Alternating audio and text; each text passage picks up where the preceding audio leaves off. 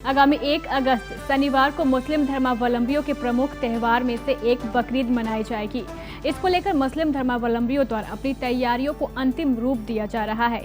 यूं तो हर बार बकरीद की नमाज ईदगाह और मस्जिदों में सामूहिक रूप से अदा की जाती थी, लेकिन इस बार कोरोना लॉकडाउन के कारण सरकार द्वारा सभी मुस्लिम धर्मावलंबियों से बकरीद की नमाज को अपने अपने घरों में रहकर सोशल डिस्टेंसिंग के साथ अदा करने की अपील की गई है। अब आप अपने घर में ही बकरीद की नमाज कैसे अदा करें, इसको लेकर जिले के जाने माने मुफ्ती मरगूब कासमी, जो मंगल बाजार जामा मस्जिद के इमाम भी हैं, ने अब सभी लोगों को विस्तृत जानकारी दी है।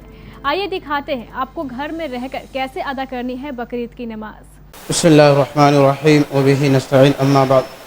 मुअज़्ज़ज़ सामिईन किराम, नाज़रीन इज़्ज़ाम, मैं सबसे पहले आप तमाम हज़रात को ये KBC न्यूज़ वालों का शुक्रिया अदा करना चाहता हूँ और उनके हवाले से ईद उल अज़हा के ताल्लुक़ से और क़ुरबानी के ताल्लुक़ से चंद वो बुनियादी और ज़रूरी मालूमात आपकी खिदमत में पेश करना चाहता हूँ, जिसको हज़रत मौलाना सैयद मोहम्मद वली रहमानी साहब दामत बरकातुहू की तरफ से इमारत शरइया ने शाये किया है।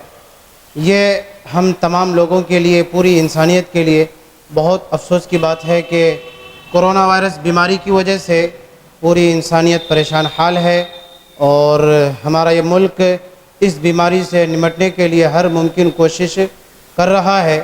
हम अल्लाह से दुआ करते हैं कि अल्लाह तबारक व तआला इस कोरोना वायरस बीमारी से पूरी इंसानियत की हिफाजत फरमाए और बिलखुसूस हमारा ये प्यारा मुल्क भारत और इसमें बसने वाले तमाम लोगों की हिफाजत फरमाए।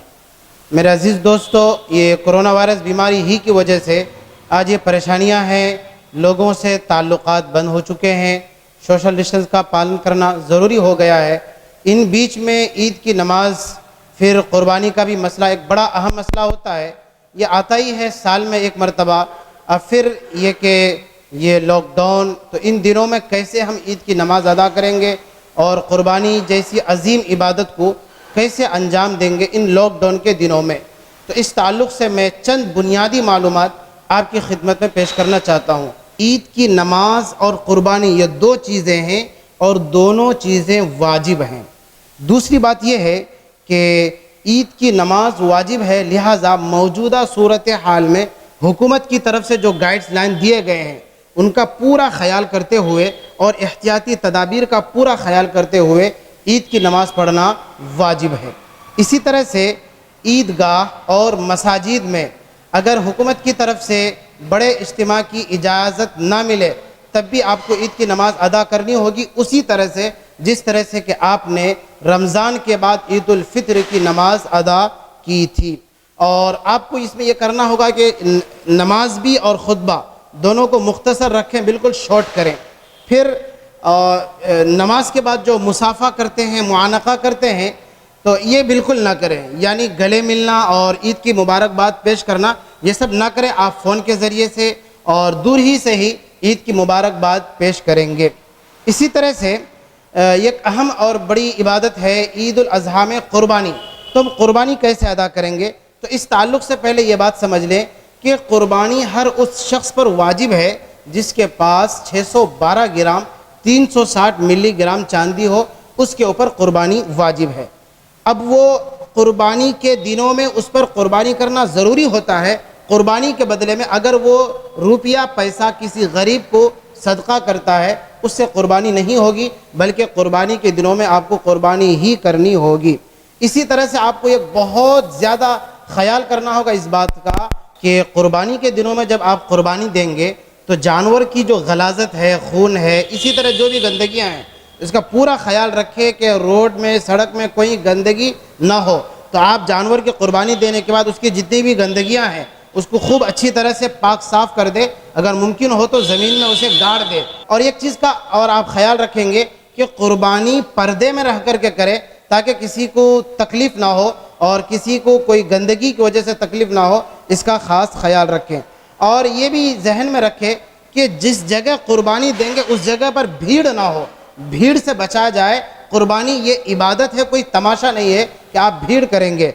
आखिरी बात यह है कि चमड़ा वगैरह आप अगर किसी मदरसे तक पहुंचा सकते हैं, इदारे तक पहुंचा सकते हैं, गुंजाइश है आप पहुंचाएं या उसकी कीमत और उजरत ज़रूर पहुंचाएं। تو قربانی کے تعلق سے اور عید کی تعلق سے یہ چند ضروری بنیادی باتیں ہیں جس پر عمل کرنا ضروری ہے۔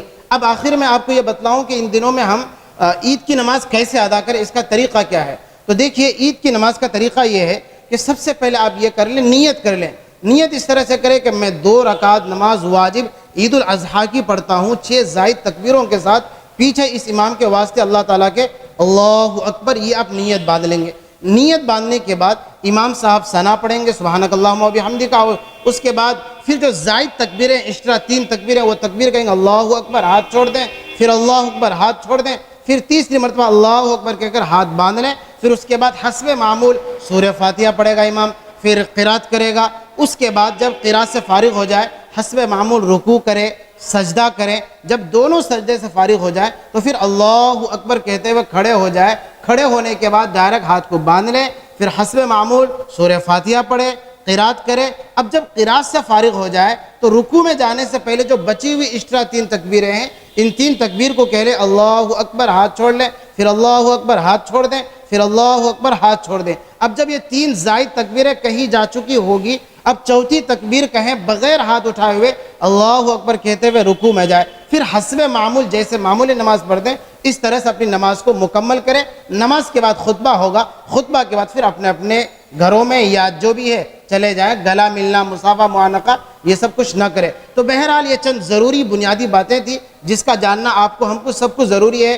ہم اللہ سے دعا کرتے ہیں کہ اللہ تبارک و تعالی ہم تمام کو اچھی طرح یہ باتیں سمجھ میں آ جائے، اور آخر میں ہم پھر یہ KBC نیوز والوں کا تہہ دل سے شکر گزار ہیں کہ انہوں نے چند ضروری باتیں جو ہم تمام کے لیے ضروری ہیں قربانی کے تعلق سے، ان باتوں کو آپ تک پہنچانے کے لیے انہوں نے موقع دیا۔ اللہ تبارک و تعالی ان کو جزائے خیر دے اور ان کو بھی اور سب کو نظر بد سے حفاظت رکھے۔ اور آخر میں ہم تمام آپ حضرات سے یہ درخواست کرتے ہیں، آپ یہ دعا کرے گا اللہ ہمارے اس ملک کو کرونا وائرس بیماری سے حفاظت فرمائے، اور جیسے معمولی حالات ہے اس طرح سے دوبارہ ہمیں زندگی نصیب فرمائے۔ والسلام علیکم ورحمۃ اللہ وبرکاتہ۔